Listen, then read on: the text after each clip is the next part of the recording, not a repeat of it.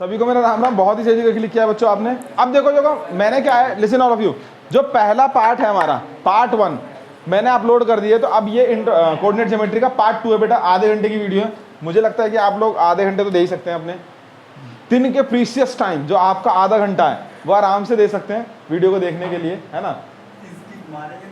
हाँ तो ये सब मत करा करें उसको, मतलब स्किप मार के मत देखना, फिर एकदम ध्यान से देखना चीज़ें जो है। तब तक आपकी बेस मजबूत नहीं होगी ना, तो फिर क्वेश्चन में दिक्कत होंगी, समस्या आएंगी। तो प्लीज़ आप लोगों से रिक्वेस्ट है, बिल्डिंग बनाने से पहले सबसे पहले आपको बेस मजबूत करना पड़ता है। तो आप लोग बेस को मजबूत करें, उसके बाद ही कहानी को आगे बढ़ाएं, ठीक है।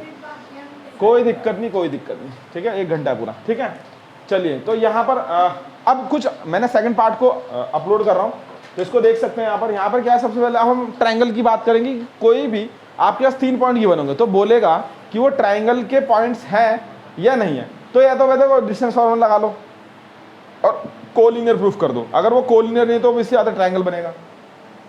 भाई 3 पॉइंट से तो ट्रायंगल ही बन सकता है, और कुछ भी बनेगा, और कुछ तो बनेगा ही नहीं, चाहे वो कैसा भी ट्रायंगल हो। 3 तरह के ट्रायंगल होते हैं, मतलब त्रिभुज 3 तरह के होते हैं। कौन कौन से बेटा? Equilateral triangle, right angle triangle और आइसोसेलेस ट्रायंगल, एक और है स्केलन ट्रायंगल। 4 तरह के मेनली। स्केलन की जरूरत नहीं पड़ती क्योंकि उसमें कोई साइड बराबर नहीं होती, ठीक है। तो मान लीजिए अगर मैं सबसे पहले एक बात करता हूँ कि ट्रायंगल प्रूफ करना है कि हमें ये ट्रायंगल है या नहीं है, तो क्या करेंगे, ए बी और सी। तो देखेंगे बच्चा A B plus B C जो है उन दोनों का सम ए सी के अगर ज़्यादा आएगा तो वो ट्रायंगल है, ठीक है। या और भी कंडीशन हो सकती है, कुछ भी और ले लो, ए सी प्लस बी सी तो क्या होगा, ए बी। कोई और कंडीशन ले लो, ए सी प्लस ए बी, क्या ले लो, बी सी। तीनों कंडीशन ले ली मैंने, तो वो हमारे क्या आएगा, वो ट्रायंगल होगा, अदरवाइज वो ट्रायंगल नहीं होगा। अब आइसोसेलेस ट्रायंगल में क्या करना है बच्चा, ये पहला वाला पॉइंट हो गया आपका क्लियर, ठीक है। पहला वाला पॉइंट हो गया, कोई भी 3 पॉइंट त्रिभुज के पॉइंट है या नहीं है, ट्रायंगल के पॉइंट है या नहीं है, तो हमें इस तरीके से प्रूफ करना है, ठीक है। अब देखिए आइसोसेलेस ट्रायंगल, समद्वि बाहु त्रिभुज। अगर स्पीड ज़्यादा है तो प्लीज़ वीडियो को 1x मोड में जाएं तो कम करके देखें आराम से, ठीक है। अब देखिए, अब मान लो आइसोसेलेस ट्रायंगल हिंदी में बोलते हैं समद्वि बाहु त्रिभुज। तो समद्वि बाहु त्रिभुज में क्या होता है, 2 साइड क्या होते हैं बच्चा, बराबर। कोई सी भी 2 साइड ले लो, A B equal to A C, या A B equal to B C, या A C equal to B C, कुछ भी ले लो जो आपका दिल कर रहा है। कोई भी 2 साइड बराबर होनी चाहिए, तो हमारा क्या होगा, ये 2 साइड आइसोसेलेस ट्रायंगल, ठीक है। इक्विलेटरल ट्रायंगल में, हाँ अच्छा राइट एंगल बाद में, पहले इक्विलेटर। इक्विलेटर में क्या होगा बच्चा, इक्विलेटर में क्या होगा, ए बी, बी सी और सी ए, तीनों साइड इक्वल हो जाएंगे, तो वो होगा समद्वि बाहु त्रिभुज, समद्वि बाहु त्रिभुज इक्विलेटरल ट्रायंगल पे। अब आते हैं हम इस पे, किस पे, राइट एंगल ट्रायंगल समकोण त्रिभुज। मैंने बताया राइट एंगल ट्रायंगल में एक तो कंडीशन वो पाइथागोरस लगा के प्रूफ कर लो। पहली कंडीशन पाइथागोरस आपको, हाँ मगर आपको कोऑर्डिनेट गिवन है, डिस्टेंस गिवन नहीं है, तो क्या करोगे, तब आप हाँ डिस्टेंस फॉर्मूला लगाओगे, वैल्यू निकालोगे, उसके बाद पाइथागोरस लगाओगे, ठीक है। जैसे कि मान लो ये राइट एंगल ट्रायंगल है हमारा, ए बी और सी है। तो मान लीजिए हमें आपको बस कोऑर्डिनेट दे रखे हैं, मान लो x1 y1 x2 y2 और x3 y3, ठीक है, कोमा। तो अब हम कोमा अब हम ये कह रहे हैं कि भैया अगर मान लो आपको डिस्टेंस नहीं गिवन, तो आप क्या करोगे, इसमें डिस्टेंस फॉर्मूला लगाओगे और वैल्यू आ जाएगी, मान लो कुछ भी आ गई 5, इसके आगे 4, इसके आगे 3 और इसके आगे 5, तो पाइथागोरस थ्योरम लगा लो, आंसर प्रूफ। ये राइट एंगल ट्रायंगल हो गया भाई, ये है ना पाइथागोरस थ्योरम, ठीक है, कि हमारा जो हाइपोटेन्यूस है वो बेस के स्क्वायर प्लस परपेंडिकुलर के स्क्वायर के बराबर होता है, उसे हम बोलते हैं पाइथागोरस थ्योरम। ये हमारा बेस हो गया, ये हमारा हाइपोटेन्यूस हो गया, ये परपेंडिकुलर, हिंदी में इसे बोलते हैं कर्ण और सॉरी आधार, कर्ण और लंब, ठीक है, ये होता है। तो ये हमारा प्रूफ हो जाएगा राइट एंगल ट्रायंगल, ठीक।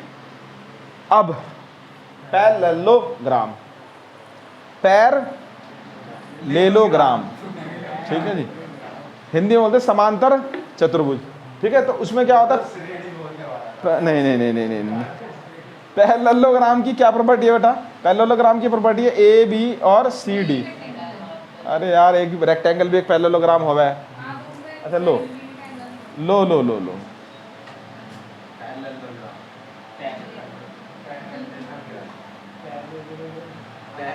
ठीक है, आप खुश हैं। तो पैरेललोग्राम जो है बच्चा, उसमें क्या करेंगे आप, ए बी और, तो उसमें देखो ए बी बराबर डीसी, मतलब दो आमने सामने की साइड क्या होती है बच्चा, बराबर होती है और समानांतर होती है, तो वो पैरेललोग्राम कहलाता है। ठीक है, एडी बराबर बीसी, तो वो क्या कहलाएगा, पैरेललोग्राम कहलाएगा। ठीक है, चलो रेक्टेंगल में भी यही कहानी है, बट एक फर्क है रेक्टेंगल में। क्या फर्क है, उसके डायगोनल भी हमें इक्वल करने पड़ेंगे। अगर मैंने रेक्टेंगल बना दिया सेम, भाई पैरेललोग्राम भी एक रेक्टेंगल ही है, तो सेम कहानी ये तो होगी, बट आपको ये भी बराबर करना पड़ेगा, तब हम कहेंगे कि वो क्या है, रेक्टेंगल है। डायगोनल का मतलब हिंदी में बोलते हैं उसे विकर्ण, जो एक पॉइंट से दूसरे पॉइंट को टच करता है उसको हम डायगोनल कहते हैं। क्या कहते हैं बच्चा, डायगोनल या फिर विकर्ण कहते हैं। बुझाया जी, हाँ, और ये पॉइंट ये भी बराबर होने चाहिए, तब वो हमारा रेक्टेंगल है। और अगर सिर्फ आमने सामने की साइड बराबर है तो वो समांतर चतुर्भुज है, पैरेललोग्राम है। ठीक है, तो यहाँ तो समझ में आ गया आपको, कोई दिक्कत, कोई डाउट, कोई समस्या। स्क्वायर में क्या करेंगे बच्चा, लाइकन के बुझा रहा है ना सभी के, कुछ नहीं बुझा रहा है, बिहारी भाषा में बोले हैं हम। अरे एक्चुअली कुछ बच्चे जो है ना वो हमारे गांव साइड के भी पढ़ते हैं यूट्यूब पे, तो कहते हैं सर जी थोड़ा भोजपुरिया में समझाया करिए ना हमको। हम कहे ठीक है भैया बता देंगे, क्या दिक्कत है। इधर देखिए जरा, फिर आप ऐसा तो नहीं फिर आप लोगों को दिक्कत हो जाए। इधर देखिए, ए बी सी डी, तो स्क्वायर हिंदी में वर्ग कहते हैं बेटा, स्क्वायर और हिंदी में वर्ग है ना, तो A B B C C D और हैं, हाँ अरे ए डी डी एक ही बात है यार, उससे ये चारों साइड क्या होनी चाहिए बच्चा, इक्वल होनी चाहिए, तो ये हमारा क्या कहलाएगा, स्क्वायर कहलाएगा। ठीक है, रोम्बस में भी, रोम्बस मतलब समचतुर्भुज, उसमें भी कहानी वही है, बट इसमें डायगोनल भी इक्वल होंगे, डी बी और, बट रोम्बस जो है, काजू कतली बर्फी आपकी जो दिवाली का रक्षाबंधन मिलने वाली आप लोगों को, बहना खिलाएगी आपको, है ना, तो भैया देखो काजू कतली जो है आपकी, काजू कतली जो है आपकी, कैसे भी खिला लो यार, जब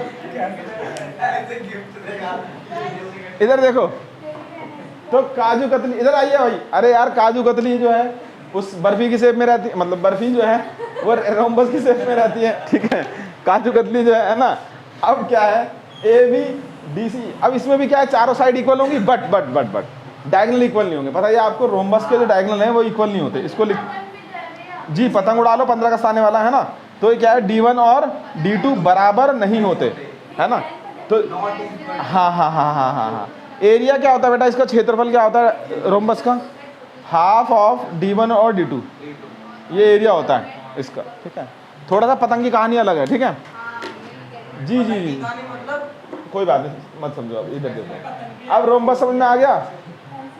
अरे रोम्बस बुझा गया भैया, ये सारे हो गए। अब आते हैं सेक्शन फॉर्मूला, हिंदी में विभाजन सूत्र। तो जो सेक्शन फॉर्मूला है वो क्या है बच्चा, उसको समझिए। सेक्शन फॉर्मूला, कभी भी 2 पॉइंट आपको अगर दे रखे हैं, 2 पॉइंट आपको अगर क्या कर रखे हैं, दे रखे हैं, तो तीसरा पॉइंट अगर उसको क्या करता है, हाँ तीसरा पॉइंट उसे डिवाइड करता है, तो उसको हम सेक्शन फॉर्मूला कहते हैं। आपको नहीं समझ में आ रहा है, बुझा रहा है ना अच्छी तरीके से, ठीक। तो ऐसा क्या होगा, देखो जरा यहाँ पर, ये एक पॉइंट है P, x, y, और ये ले लेते हैं Q, ए नहीं ले लेता मैं, ठीक है, फीलिंग आएगी ना, फीलिंग, यू आर है, प्यार,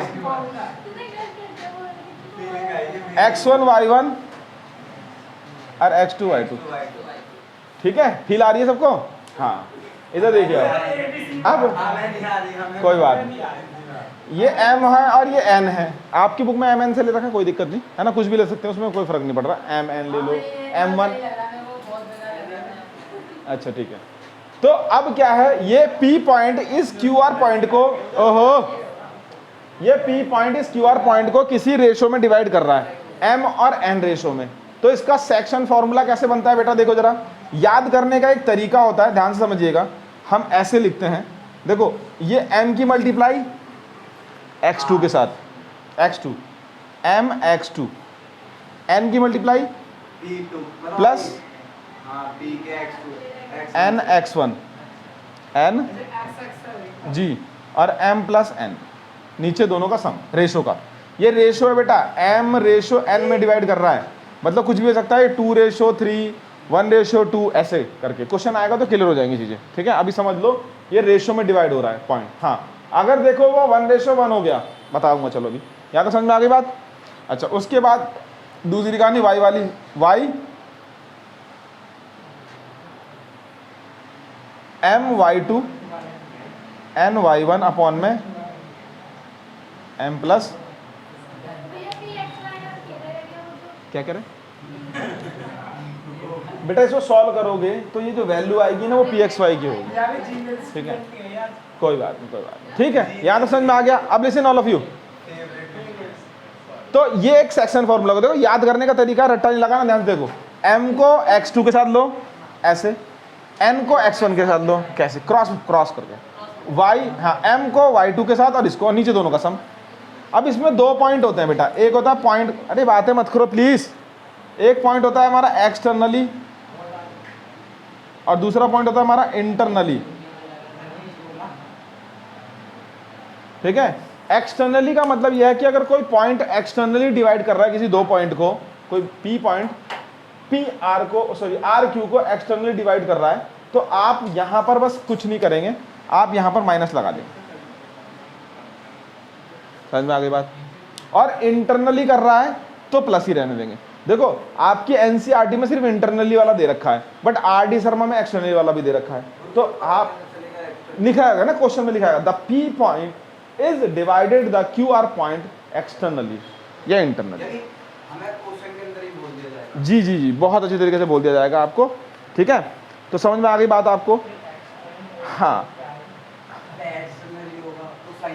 माइनस आ जाएगा दोनों सब में, ठीक है। इंटरनली होगा तो प्लस का प्लस, और ऐसे करके उन्हें वो करना है। और कुछ भी नहीं है तो मान के चलो इंटरनली है, ठीक है। अगर कुछ भी नहीं मतलब तो इंटरनली, अगर कुछ भी नहीं लिखा तो इंटरनली, ठीक है। कोई दिक्कत शिवम?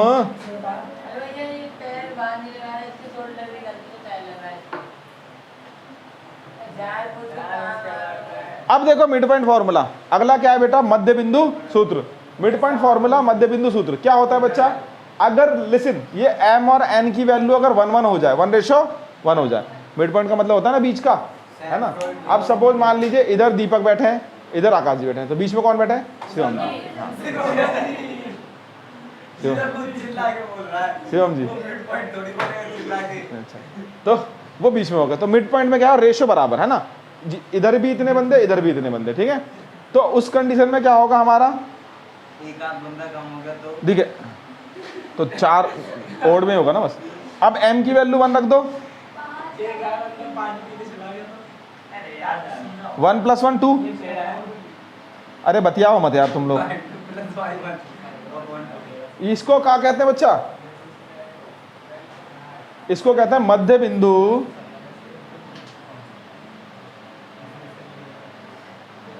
सूत्र।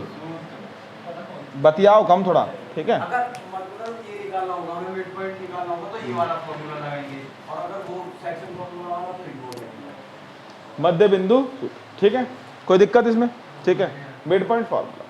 अब आता है एक सेंट्रोइड का फॉर्मूला, जिसे हिंदी में केंद्रक कहते हैं, है ना। रब कर दो, बस केंद्रक कहते हैं, रब कर दूं, लिखना है, लिख लो और बतियाओ जी। तो यहां तक समझ में आ गई होगी बच्चा, आपको बात क्लियर हो गई होगी यहां तक, ठीक है। अब देखिए, अब हम क्या करेंगे, सेंट्रोइड एक फॉर्मूला लगाएंगे, उसके बाद हमारा फिर हम बेसिक जो है हमारा एक तरीके से कंप्लीट हो चुका है। चैप्टर जो है आपका 7.3 जो है बेटा, इस ईयर 2022-23 में आपके जो एग्जाम होंगे वो कट चुका है 7.3। तो एरिया ऑफ ट्राइंगल जो है आपके सिलेबस से रिड्यूस हो चुका है, रिड्यूस सिलेबस में। तो तो हम क्या करेंगे, उसको नहीं बताएंगे, उसको हम क्या करेंगे, नहीं बताएंगे, ठीक है जी, उसको हम आपको नहीं बताएंगे, ठीक। अब सेंट्रोइड देख लो जरा, एक ट्राइंगल है बच्चा x1 y1,